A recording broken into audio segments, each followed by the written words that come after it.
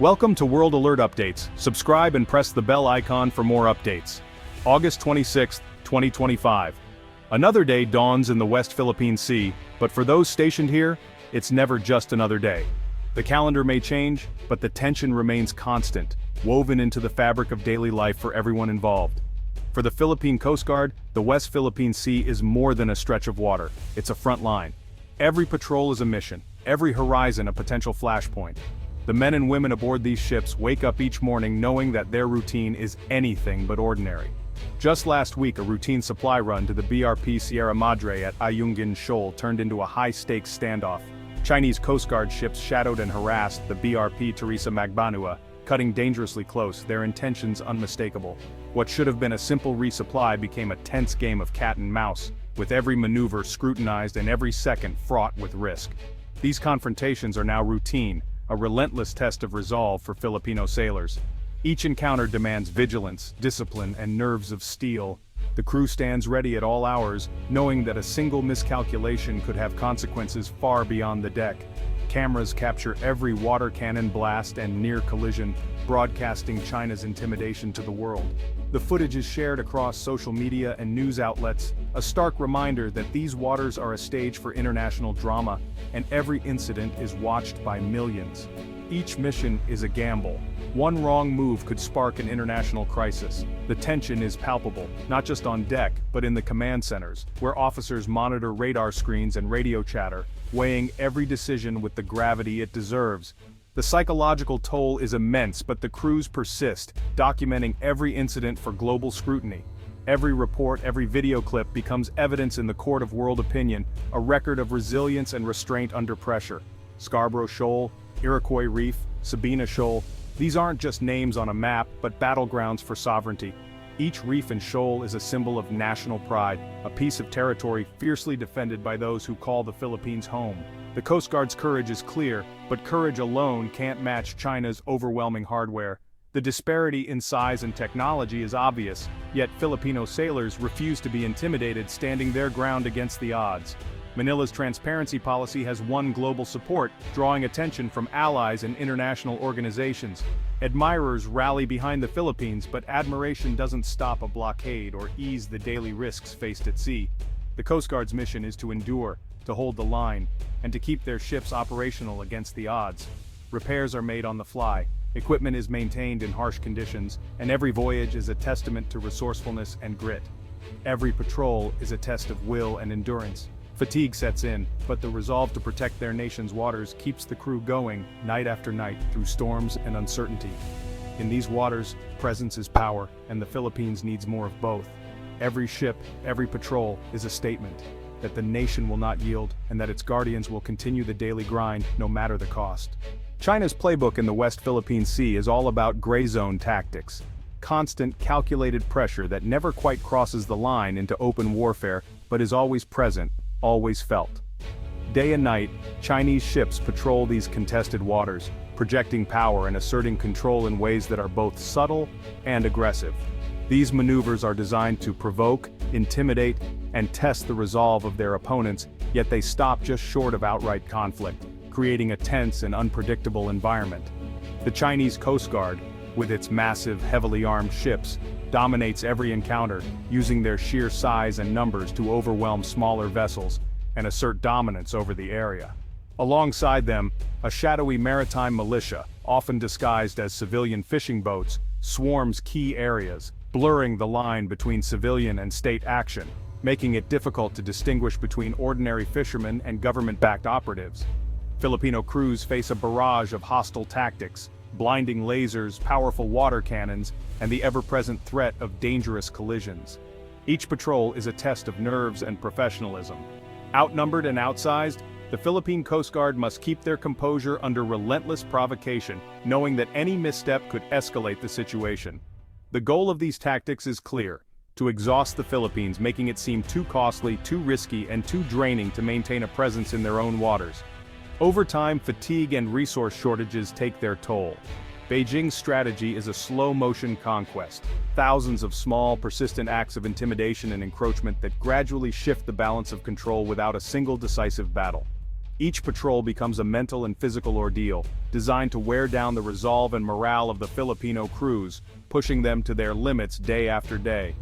Yet, despite the mounting strain, the Philippine Coast Guard stands firm, holding their ground with determination and courage, refusing to be pushed out of their own territory. This is not a battle of firepower but a true test of endurance, resilience, and national will. A high-stakes contest where the outcome will shape the future of the region. The Philippine Coast Guard has made progress, but its fleet is stretched thin against China's might. Most vessels are small, built for coastal patrols, not for weeks at sea in contested waters. When a 97-meter ship faces a 13,000-ton Chinese cutter, size matters, and the odds are stacked. China uses its ship's sheer mass as a weapon, blocking and intimidating without firing a shot. Constant deployments wear down the fleet, leaving gaps when ships need repairs. The Coast Guard needs more high-endurance vessels to maintain a persistent presence. Without reinforcements, every breakdown weakens the front line. The current fleet is brave, but it's at its limit. More capable ships are urgently needed to hold the line. Enter India, offering a 110-meter offshore patrol vessel, a game-changer for the Philippine Coast Guard. This ship is built for endurance, able to patrol the open sea for weeks and operate far from port. With a helicopter deck, modern sensors, and defensive armament, it's a versatile command platform. Its size and stability mean it can stand up to China's biggest ships. The vessel's presence would signal a new level of resolve and capability. It would lead resupply missions, sovereignty patrols, and serve as a symbol of Philippine determination. For Filipino crews, it's a safer, more effective platform. Acquiring this ship would mark a pivotal shift from defense to proactive assertion of maritime rights. The modernization of the Coast Guard is significantly powered by robust international partnerships, most notably with Japan and India. These alliances are not just about acquiring new ships, they are about building a future-ready maritime force. Japan's unwavering support has been instrumental in delivering modern, reliable ships and providing vital crew training.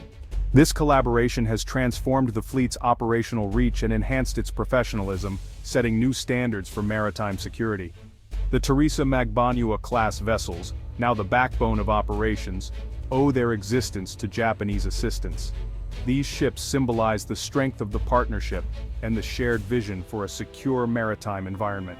India is stepping up its role as a key partner, following its landmark BrahMos missile deal with the Philippines.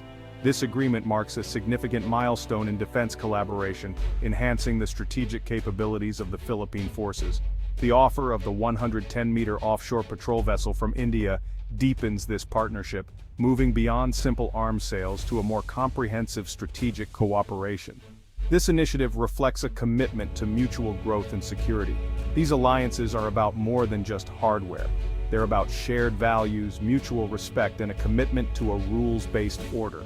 They foster a spirit of cooperation that transcends borders. By working closely with Japan, India, the US, and Australia, the Philippines is building a robust network of support. This collaboration enhances regional security and stability, ensuring a peaceful maritime environment. This sends a clear and powerful message. Regional stability is a global concern. The collective efforts of these nations underscore the importance of maintaining peace and security in the region. The ships, training, and technology provided through these partnerships are expressions of solidarity and shared commitment. They represent a unified front in the face of maritime challenges. Together, these partnerships significantly strengthen the Philippines' ability to defend its waters and uphold its sovereignty. They ensure that the nation is well equipped to face any maritime threats. The future of the Indo-Pacific region depends on such cooperation. Through these alliances, the Philippines and its partners are paving the way for a secure and prosperous maritime future. The Indian OPV is more than a ship. It's a symbol of national pride and self-reliance. For Coast Guard crews, it means safer missions. For the nation, it's a floating statement of sovereignty. Every image of the ship holding its ground inspires Filipino pride. The deal could also jumpstart local industry, with future ships built in Philippine shipyards. Technology transfer and local production would create jobs and develop vital skills. Imagine Subic Bay or Cebu building world-class patrol vessels for the nation. This is a step towards self-sufficiency, reducing dependence on foreign suppliers. The benefits ripple through the economy, fostering innovation and technical expertise. True security comes from the ability to stand on your own. The OPV could be the catalyst for a sovereign defense industry and a stronger nation. Acquiring the 110-meter OPV isn't just about signing a contract, it's a diplomatic and political challenge. Internally, the project must compete for funding and political support. It needs a champion who can push it through bureaucracy and make the strategic case. Externally, China will pressure Manila to abandon the deal, using diplomatic and economic levers. Philippine leaders must stand firm, asserting their right to self-defense. Partnering with India diversifies alliances and signals a commitment to a broad rules-based coalition. Building trust with India is key for long-term success. This moment demands vision and courage from leaders. The decision isn't just about a ship, it's about the nation's future security. The choices made now will shape Philippine maritime strength for years to come. A stronger Philippine Coast Guard benefits the entire Indo-Pacific. By patrolling its waters and upholding international law, the Philippines becomes a more reliable security partner. These sea lanes are vital for global trade. Instability here affects the world. Persistent patrols deter illegal activity and gray zone aggression. With modern ships, the Coast Guard can join multinational exercises and disaster relief, boosting ASEAN and global standing. The Philippines shifts from victim to proactive contributor, building confidence among allies. Investing in maritime security is investing in regional stability. The 110-meter OPV is not just a national asset, it's a regional public good.